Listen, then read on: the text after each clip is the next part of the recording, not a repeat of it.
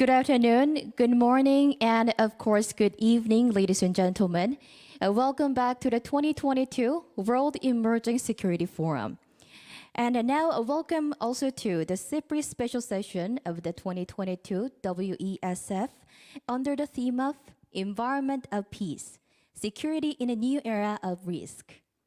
So now we would like to begin the session with a short film, and I would like to pass the microphone over to Dr. Echela Evisinger, Asia Regional Director and Head of Programs at the GGGI, who will be our moderator. So now, ladies and gentlemen, let's get our attention to the screen.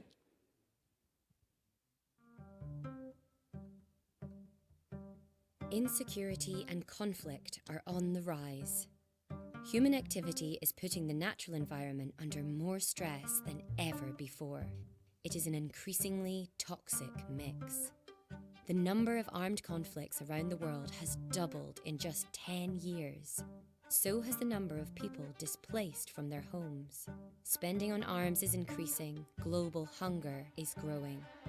At the same time, environmental crises are adding new risks to security. Drought leads to failed crops, floods force people from their homes, ocean ecosystems die. The twin security and environmental crises are creating new, complex risks and compromising our prospects of achieving and maintaining peace.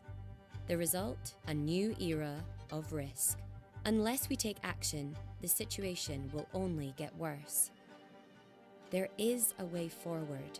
It is possible to build the foundations of a new security, and it begins by acknowledging that we need to tackle the twin crises together. We must address the root causes of the environmental crisis, cutting carbon emissions quickly, reducing pollution, restoring forests, protecting nature. However, solutions meant to address environmental issues can have unintended negative impacts on peace and security. We must enable a green transition that is both just and peaceful, with policies that avoid sparking new opposition or conflicts. Governments need to switch spending from things that fuel the twin crises, such as building their armed forces and fossil fuel subsidies, to activities that restore the environment and build peace. Environmental integrity and peace are inextricably linked. By addressing them together, we ensure that measures aimed at solving one problem don't make the other worse. Ideally, they would create positive synergies. The Environment of Peace report explores options for building peace in this new era of risk based on principles of urgency, fairness, and far-sightedness. It makes recommendations that everyone can use, from the United Nations to governments, from financial institutions to civil society. The need is urgent and time is running out. Find out how we can build an environment of peace.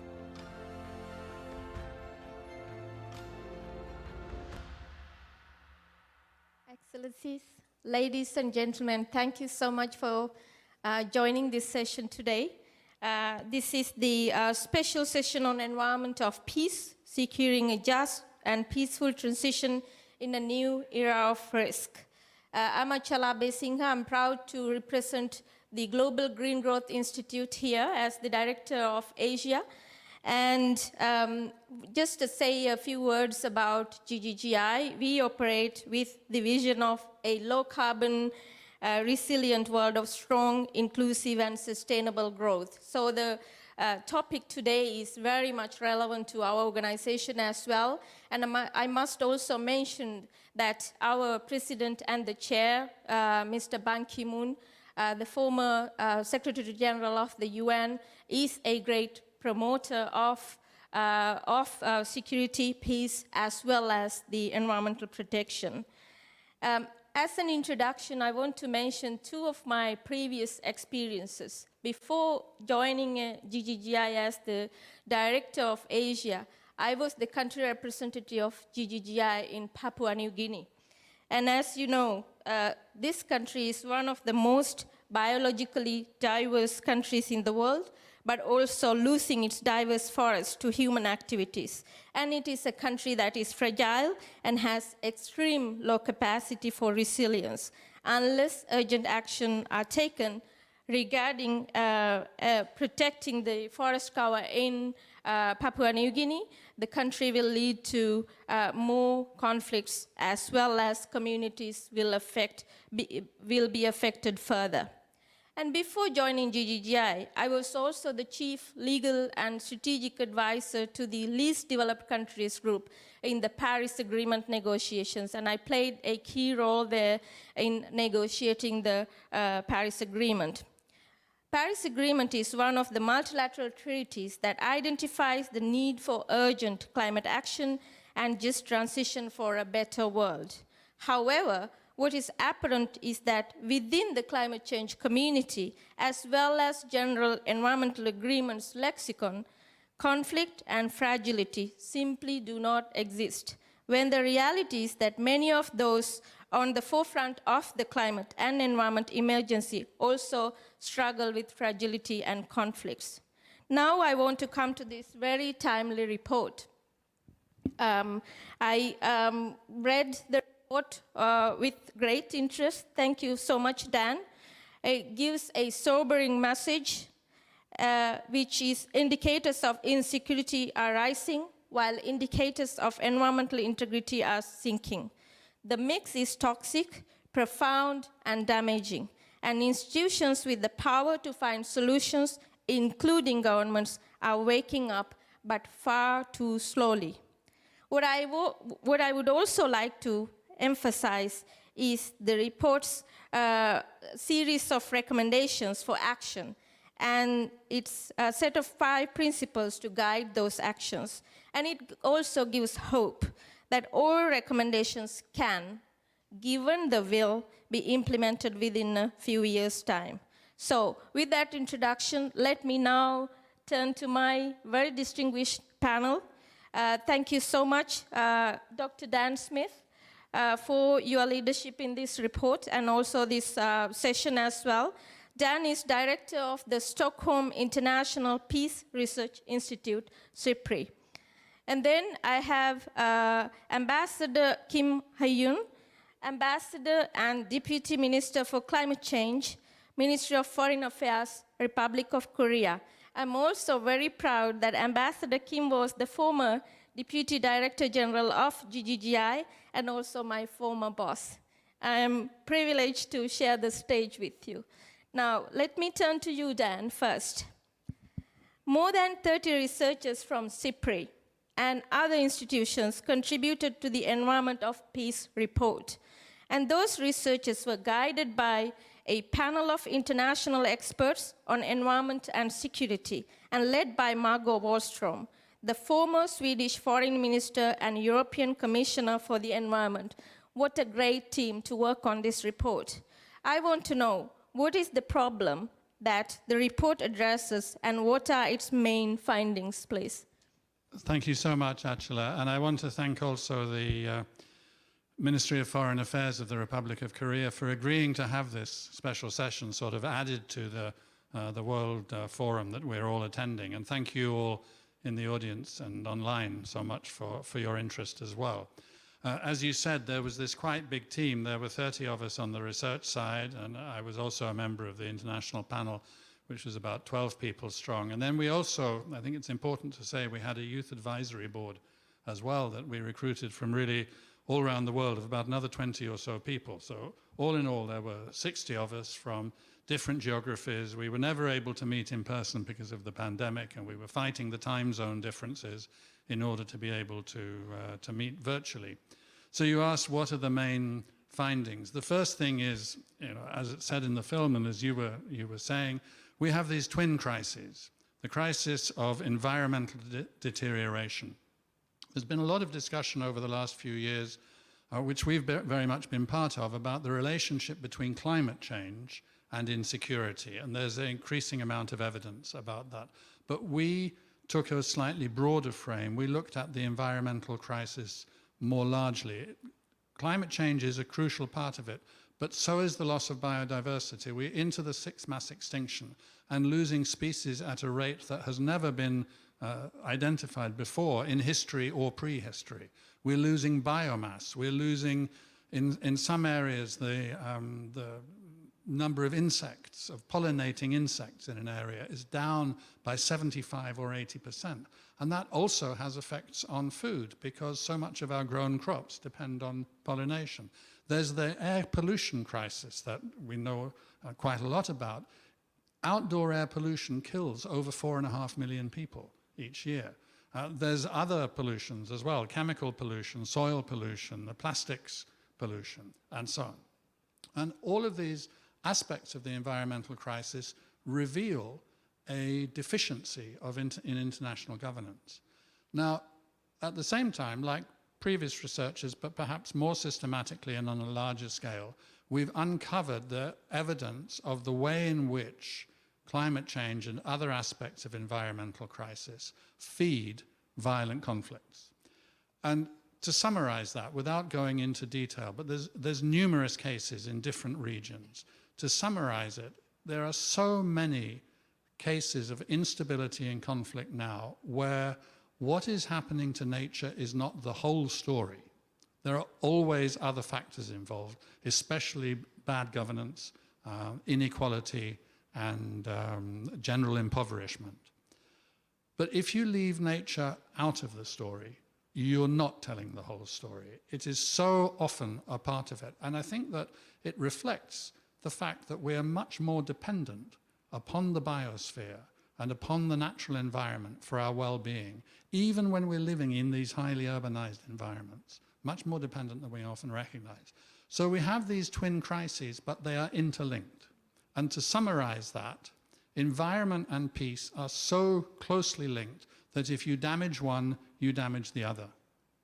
Now, the good news that comes out of that is that they're so closely interlinked that there are ways and there is experience, but at relatively local and small scales. If you enhance one, you enhance the other. So the linkage works both ways, for bad and for good.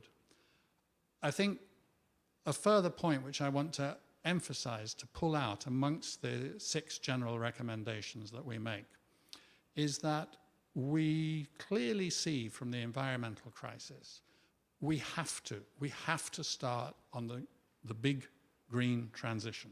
It's not just an energy transition, but that's a big part of it.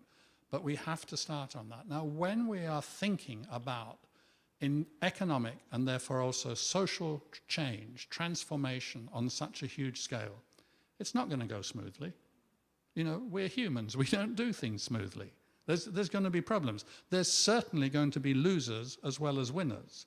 There will be those who lose out economically. There will be people who lose their jobs and their livelihoods or see them threatened because of the green transition. So we have to look after that, or else the transition will go wrong. So we have to insist on the idea that it needs to be done fairly and peacefully. It's a just and peaceful transition.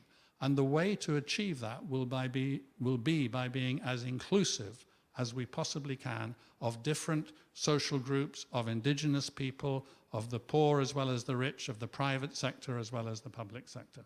So I'll stop there. That's the overview of the report, if you like. And let's go on, because obviously you have a question for Jenny. Thank you, Dan, for highlighting the key messages of the report, particularly the twin crisis and the solutions that need to be kept just, inclusive, and fair. Ambassador Kim, your current position and much of your assignments in the past have focused on climate change and the environment. You have also spent some of your career concerned with security issues across the world, including as a Korean ambassador in West Africa. What are your reflections on the themes that Dan noted, and how do you expect these issues to play out in Korea and elsewhere? Thank you very much, Achala, and thank you very much, Dan, for your very useful explanation about the report. First of all, I must say that I cannot agree more on the points raised by Dan about the strong linkage between environment and peace. When I started climate change negotiation 15 years ago, there was a widespread view that climate change is an environmental issue. That's why from most countries, environment ministers, they came to the negotiation and then they discussed about how to effectively address climate change. However, more and more views emerged that climate change is much more comprehensive and covering all sectors of the life. And finally, there is a strong view right now, I think, that climate change is a security issue. Yes, because it gives direct impact to the human security.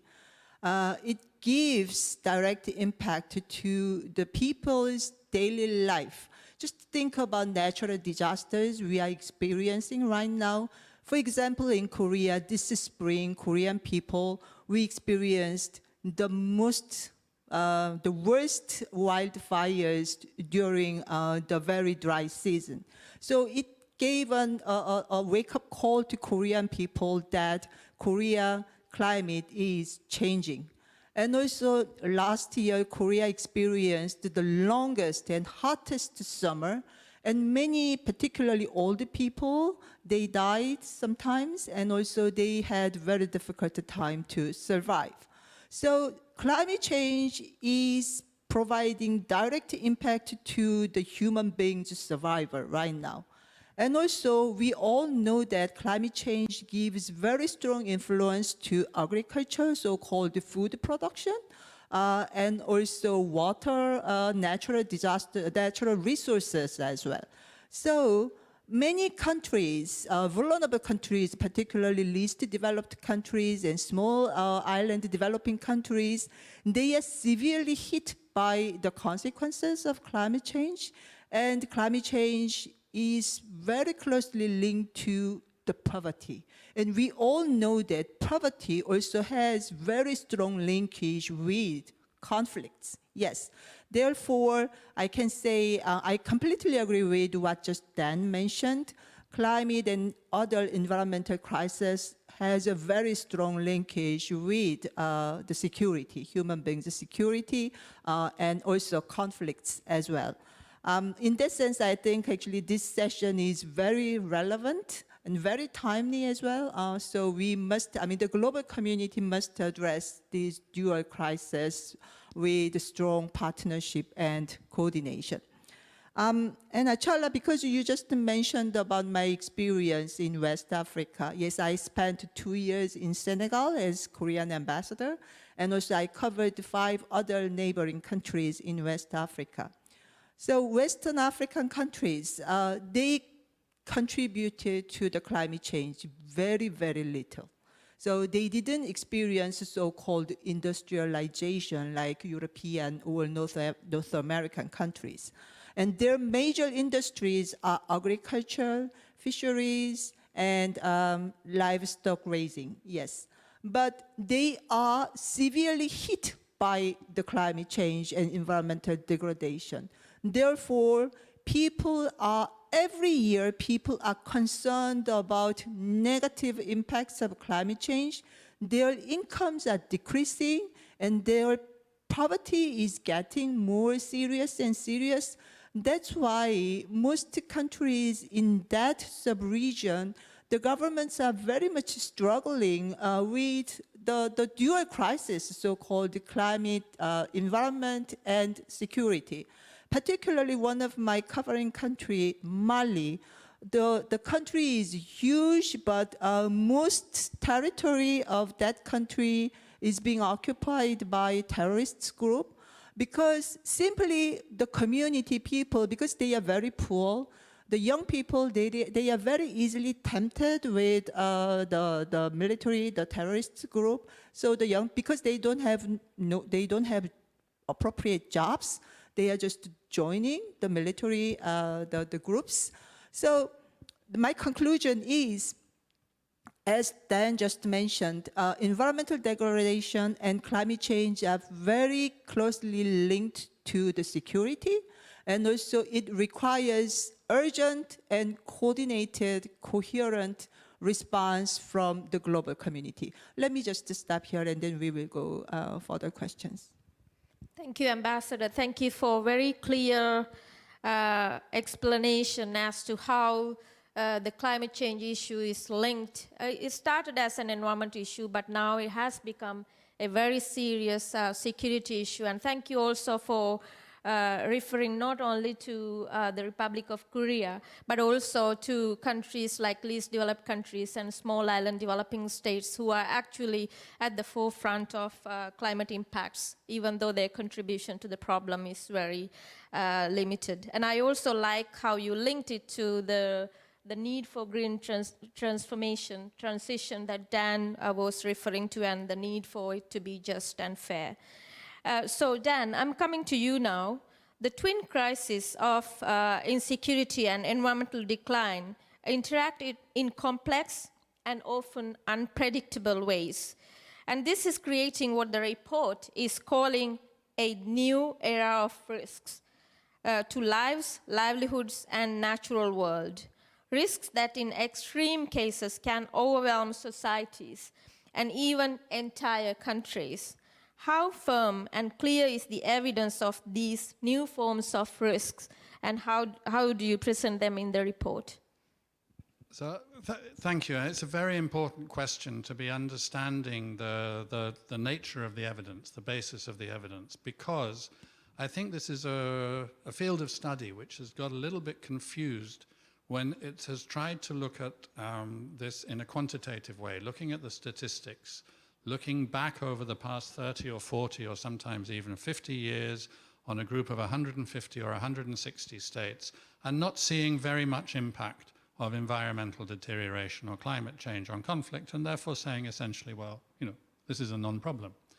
But the thing is that if you're looking back at the past, well, you're looking at the past. If the future is going to be different because of environmental deterioration, conclusions based on how things have been over the past 40 or 50 years are not going to catch what the problem is. And secondly, if you're looking at a very large number of countries, and taken in broad, you don't see a high number of the problem cases where the linkages are clear. Do you then say nothing about those cases where the linkages are clear? So we don't get into the statistical argument of how many countries are being affected by this or how often. What we're looking at is the individual cases. And there's a number of case studies in this report, which, by the way, between us, amongst the group of 60 or so, we rather casually refer to this as the short report. This is 80 pages long, and it's got a certain number of cases in, but there's the longer scientific report with 1,000 footnotes is coming out in October or November of this year. It'll be about 360 pages long, and there'll be an even bigger quarry of evidence for people to dig into there. So let me give you a few examples. Somalia, consistent increase in mean temperatures over the last 50 or 60 years, resulting in a pattern of weather which is essentially a kind of a flood one year and a drought the next. Against a background of civil war and the collapse of the state in the early 1990s, still a fragile government trying to project its authority, get its authority across the country, supported by a very large, very effective UN mission. When the floods come, who is the quickest to respond with aid? It's very often the jihadis, it's very often Al-Shabaab. With that, they increase their standing, their reputation, they increase their recruitment opportunities. The following year comes a drought. What happens with the drought? Well, in one way or another, people's livelihoods are being threatened. For example, they have to sell their livestock at a loss.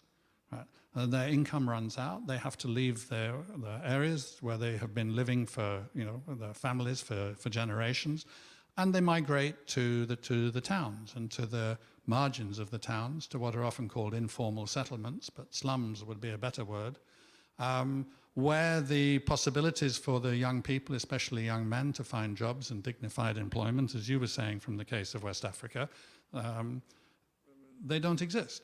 So what do? Well, very often Al-Shabaab is turning up and talking in very persuasive ways and offering them a possibility, and off they go with it.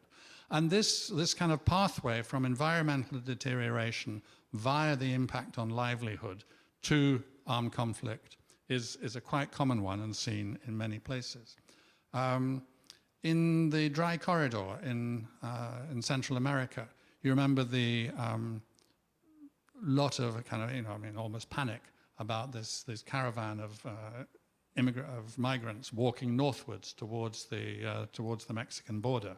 They are driven there by the combination of the poor environmental conditions impacted by climate change and essentially by gang warfare and again poor governance. And I'll give you one more example, and it comes from Egypt. And again, I could go on with many, many examples, right? But just one more from Egypt, because I think it really has something to say about, as you said, the complexity of these things. In 2011, in February, as the Arab Spring is starting, crowds turn up in Tahrir Square. Some of them are carrying placards which say, "For bread and dignity." Why the bread?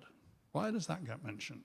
Well, because their bread prices have all just gone up, because world food prices have increased, and the Egyptian government, like many North African governments, imports huge amounts of wheat, indeed from Ukraine and Russia. So the problem is going to come again during the course of this year for a different reason. But in 2011, or late 2010 and 2011, the food price went up so sharply that they were unable to subsidize it to the same degree as they had done before. And they kind of had to pass on the price increase to the people. And then the people rebelled. And then out of that, we got the instability and the changeover, and Egypt with the most repressive phase of its independent life coming in 2012, 2013, and a jihadi civil war in the Sinai region. Now, why were bread prices going up? It was an unusually wet and cold growing season in China. It was wildfires in Ukraine and Russia on an extraordinarily large scale.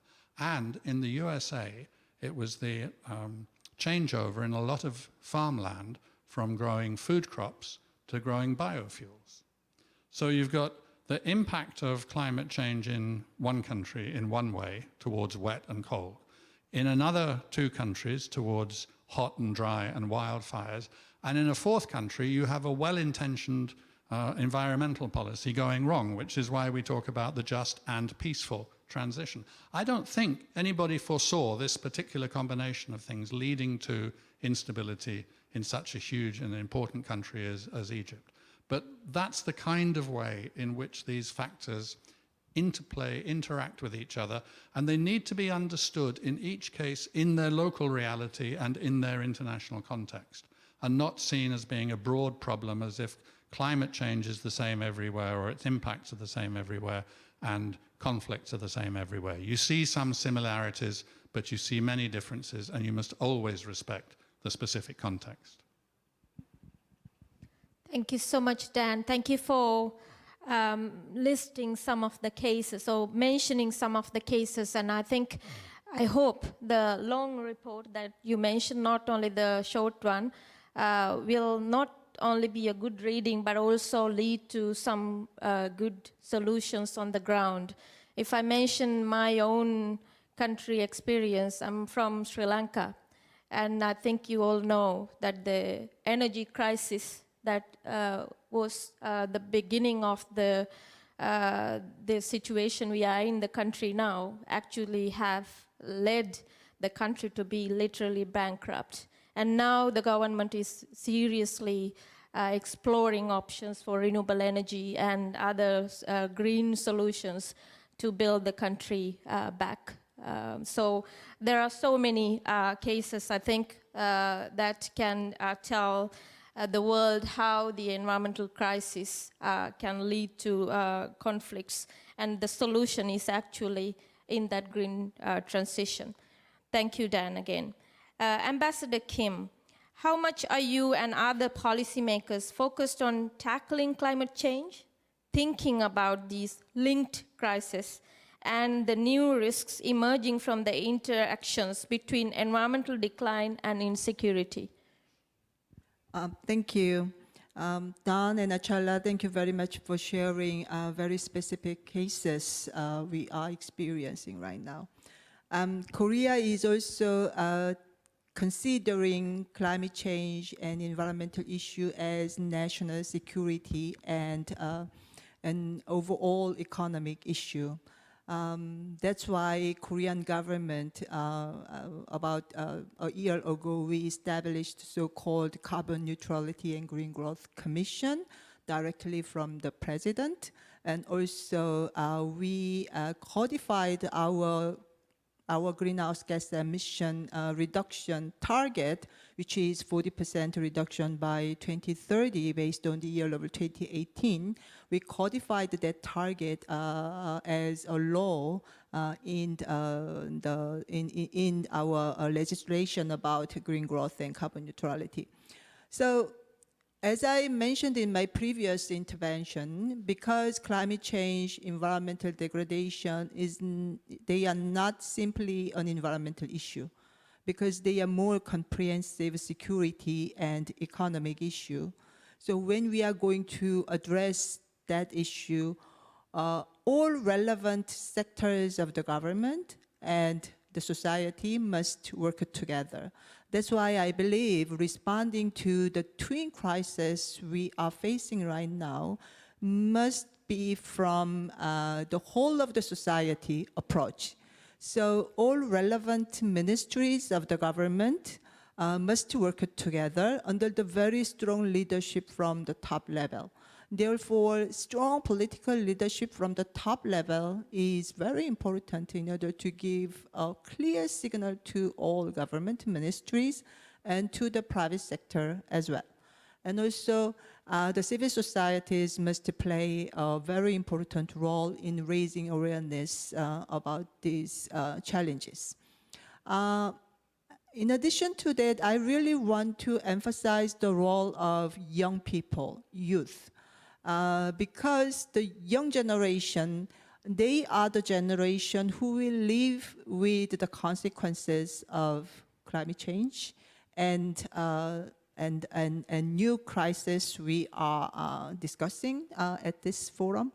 Therefore, their voice must be listened and they must be an integral part of all policy making and decision makings. That's why actually last year in Glasgow Climate Conference, Korea, we suggested to organize Youth Climate Forum every year in the occasion of COP meeting. And that's why in the final document, which is called the Glasgow Climate Pact, we all, I mean the UNFCCC member countries, we all agreed to invite host country of the COP to organize a youth forum every year. So they, the young generation, they must be a main, like a player in the discussion about climate change and environment responses. Having said that, I also want to say that not only the government, but also the private sector, particularly companies, they must make a transition as well. As you know, Korea is very manufacturing-oriented, so-called industrialized country, and Korea's main exports are very energy-intensive products, such as automobiles, semiconductors, and chemicals as well. But the global, the trend is clearly changing, and the private sector are responding very rapidly to the change, particularly taking into consideration of the new generation, young people's demand and their voices. Therefore, if I just conclude my intervention in this question, whole of the society approach, that's really important. And also when we are working together with developing countries, particularly LDCs and small island developing countries, we must focus on local community as well, because they are the ones who will play the real role in the ground. Let me stop here. Thank you, Ambassador Kim. I followed you very closely in Glasgow. Thank you for your role improving that Glasgow Pact. And also I'm looking forward to ASEAN Korea Youth Conference that's going to happen in August. You mentioned about the whole society approach, the importance of the whole society approach. That goes beyond the whole government approach. And Dan, in the report, it says the recommendations and the principles can be taken up by the whole world. The UN organizations, the governments, the financial institutions, civil society. So I want to come to that point by saying that I'm a great believer of the approach of addressing linked crises with joint solutions. And that's the first recommendation of the report. And I want to ask, how much experience is there with solutions that build both peace and environmental integrity, and are they working in practice? So maybe you can link to Ambassador's point around whole society, whole world approach as well. Thank you. Yes, there's a considerable amount of experience now in what many people call environmental peace building, which is where the effort is made, but usually at a local level, in communities, bringing together a fragmented community around a shared problem, seen as being essentially a way of building more peaceful relations, building trust. But I think now increasingly understood as also, potentially achieving the equally important target at the same time of restoring the services that the community is getting from the biosphere. I mean, we depend upon ecological services. Life depends upon them. As I said, even in this very urban environment, but especially in local communities, in villages and so on, in some of these conflict-torn environments that we're talking about. And sometimes it's not to do with crops, it's to do with water, it's to do with lakes, it can be to do with fishing at sea.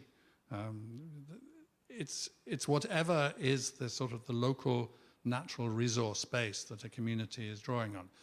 Some of the, another, just by the way, a very good example, there are quite a number of cases where it's been possible to cooperate on the routes that the herders will take with their animals, so as not to put too much pressure on often dwindling water resources in a given area. So if you can cooperate between the herders and the farmers over access to water in a reasonably fair way, then there's a lot of evidence that that immediately starts to reduce the tensions between the two groups. And we have seen many places in the Horn of Africa and in West Africa especially, where those tensions explode into violent conflict. I think one of the important things to draw out of this, first of all, not every one of those projects or activities is successful, but some of them are. In every one which is successful, there's an important local participation. If you haven't got the local buy-in, it's not going to work. The local buy-in doesn't guarantee success, right?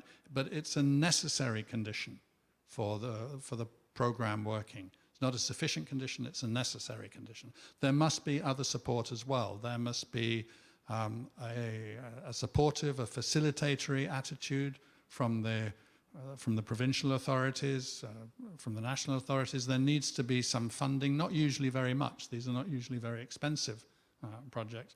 The police or the local militias need not to get in the way. So there are many other conditions, but the local buy-in is an important part of it. The second thing which I want to draw out is the second area of our general recommendations is that cooperation is the key. And in a lot of ways, I would say that what we find in the report is that this cooperation is a red thread that goes from the very local level, perhaps even individuals and families, but certainly, like municipal authorities and village leaderships, up through the provincial level, to the national level, to sub-region and regional level, and to global. There's none of these issues that can be resolved by even the largest and most powerful state acting alone. Climate change, environmental deterioration, linked issues like zoonotic pandemics, the pandemics that come from animals. These are all environmentally based questions that cross national boundaries and also don't really respect chronology. They have effects across a long period of time. So you need cooperation. And I think that the big problem, the big challenge for us, and it's another area of linkage between insecurity and environmental deterioration. The big challenge is here we have an growing and unprecedentedly high, wide, and deep need for cooperation at a time when the international appetite for cooperation has been visibly declining. The geopolitical atmosphere has been getting more and more toxic, and now we have Ukraine, right? So all of these things that we were talking about, the darkening security horizon, the security crisis alongside of the environmental crisis, we were talking about these, we were researching this project that's taken us at least 2 years to research. So that's well before Ukraine, that intellectually we started out on this path. And what has happened this year from February the 24th on has just made everything worse. So we have to think really hard and work really hard at how to achieve and maximize cooperation within this less conducive, less helpful global context. And I think that that means that we need to begin to take, in a sense, more imaginative and diverse approaches to cooperation. So it's not just about achieving a climate change agreement or the biodiversity agreement or the new pandemic treaty, which is being proposed and discussed in Geneva at the moment. It's also about what cooperation is achieved between businesses and cities, between village communities and international organizations, and so on. It's a very diverse approach to encompassing very diverse communities within cooperation. Thank you, Dan. Ambassador Kim, one of the key lines that Dan used in his intervention was that cooperation is key. And the report also highlights that international cooperation is essential for addressing this twin crisis. I wanted to ask you, in today's political climate, do you think it's realistic to call for increased international cooperation? Yes. I completely agree with the points raised by Dan that cooperation at every level is the key. Yes, so we must strengthen the cooperation at every level and based on the whole of the society approach.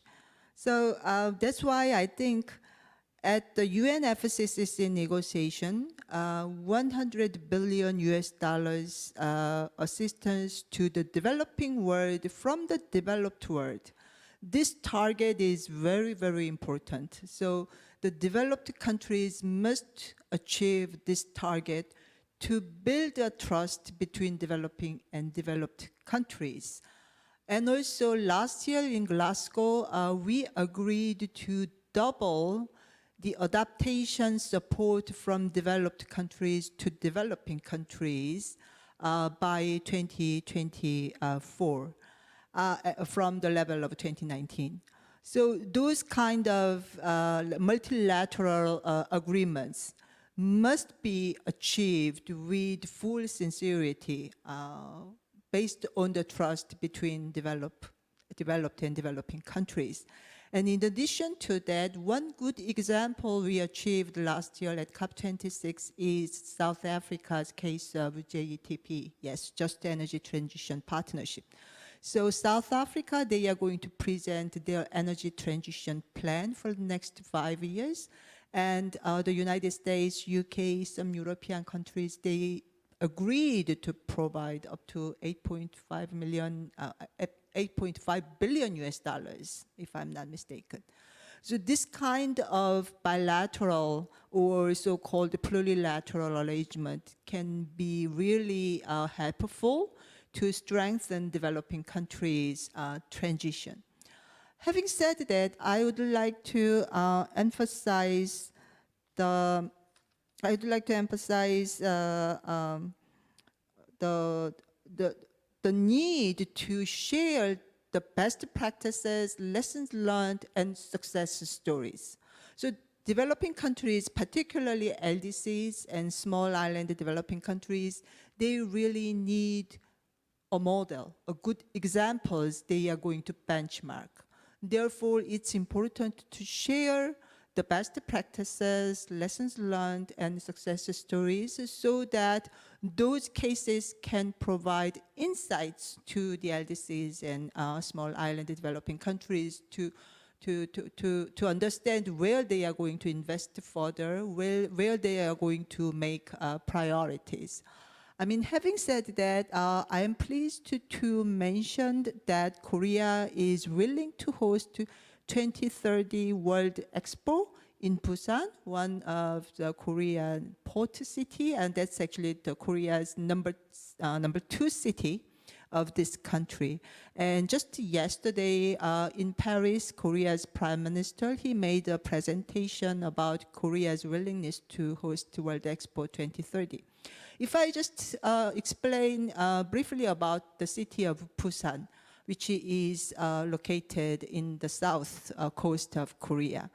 That city was a symbol of environmental degradation and military confrontation because during Korean War, Busan was a provisional, like temporary capital almost for 3 years of South Korea.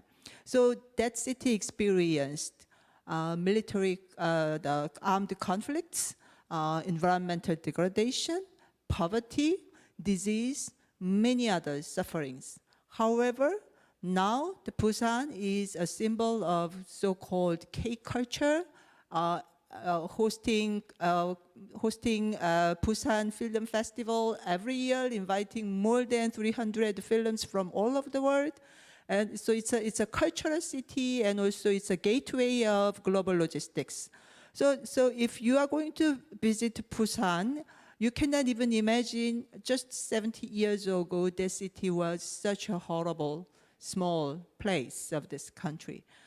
Therefore, I believe that actually Busan is quite fit in the linkage of environment and security.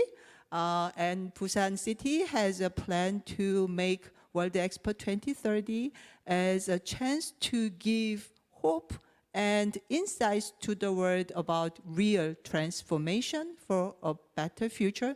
Therefore, I would like to ask audience in this room and also the audience joining online to support Busan's hosting the World Expo in 2030. Thank you. Thank you, Ambassador. I hope that that South Korea gets the opportunity to host Busan Expo. Thank you very much. Let me now take a few questions from the audience. Please mention your name and your organization, and please take 1 minute to ask your question. I would take 3 questions first.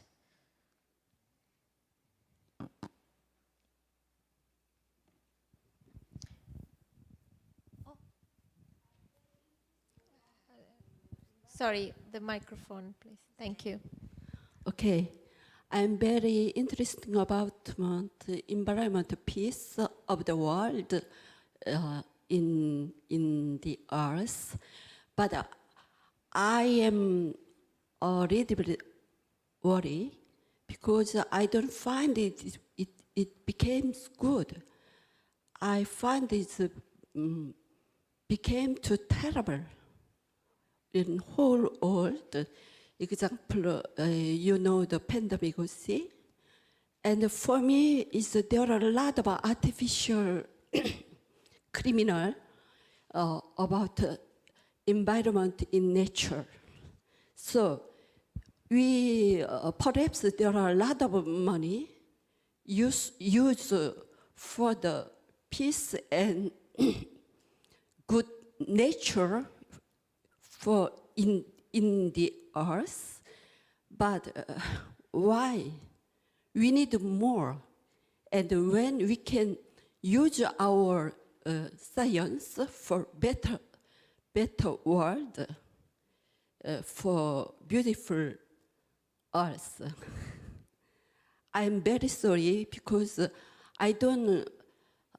Example, there are lot of fire on the world. In Korea, last year, during this year, all the country was burned by nature, the fire in the mountain. And I also realized that in many countries, the mountain was burned. I don't know why. And the example, why in the world the ocean was always oil problem. There are a lot of oil disaster in the ocean. So if we continue this problem with the criminal, I don't know who want to destroy it in the earth. I think we have a lot of money for spend inutile, not good for for nature, the earth. So I hope your organization find a more developed solution for nature keep the earth. This is a mission for God. You know, Thank you, the earth is the only one. It's not two.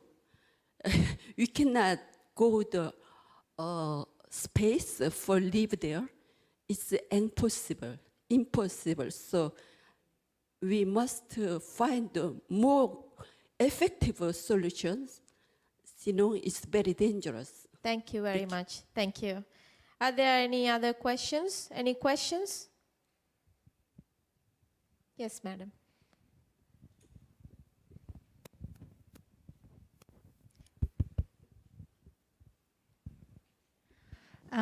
Thank you to all the speakers. I'm joining from the Ministry of Foreign Affairs, actually. I read through the report before coming here, and I saw that you dedicated quite a length of the report on the impact of these twin crises in the so-called vulnerable countries. And I wonder if in the longer report, or perhaps in the future, if you will dedicate, if you will be looking more into the impact of twin crisis on the so-called industrial countries. I ask this because of two reasons. One, because we need a wake-up call to the industrial countries, industrialized advanced countries, to act on this, because this is a problem that cannot be solved by the vulnerable countries alone, as you both mentioned in the panel.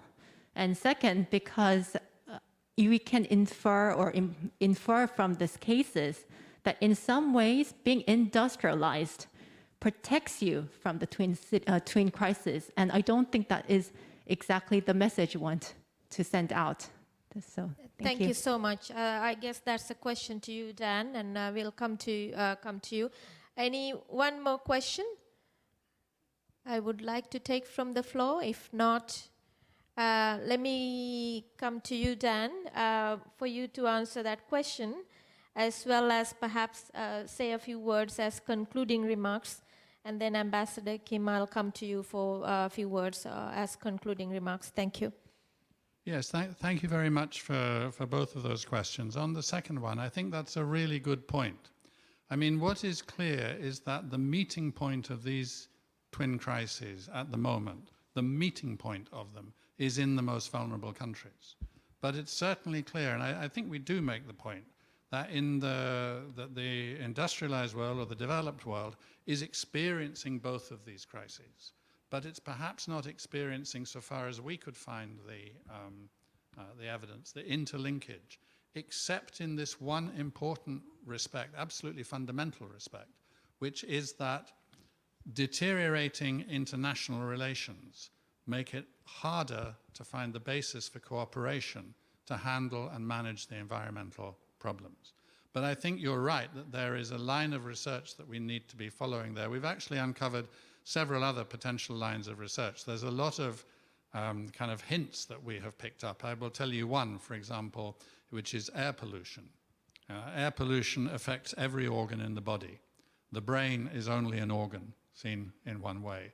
Therefore, activity, your actions, for example, your willingness to inflict violence and to take the risk of being in gang violence and so on, will partly reflect your psychological state, which is partly a question of chemical imbalances in the brain, which perhaps can be triggered to some degree by air pollution. I'd like to explore that connection more. There are lots of connections already identified between air pollution and psychology. So that would be another one to go into. But I think you're raising a really crucial point there.